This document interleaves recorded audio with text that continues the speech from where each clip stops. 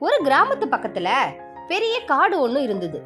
அந்த காட்டுல சுமார் 200 வருஷம் பழமையான பெரிய மரம் ஒண்ணு இருந்தது. அந்த மரத்துல பல வகையான கிளிகள் மற்ற பறவை இனங்கள் எல்லாரும் கூடு கட்டி வாழ்ந்து வந்தாங்க.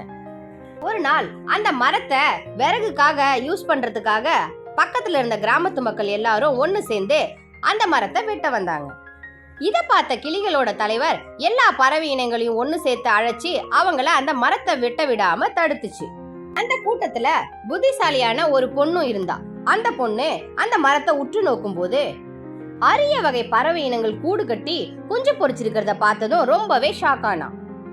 நாம இந்த மரத்தை வெட்டினா பல வகையான அரிய பறவை இனங்கள் எல்லாம் அழிஞ்சிடும் நினைச்சு அவங்க கிட்ட மன்றாடி கேட்டுக்கிட்டா.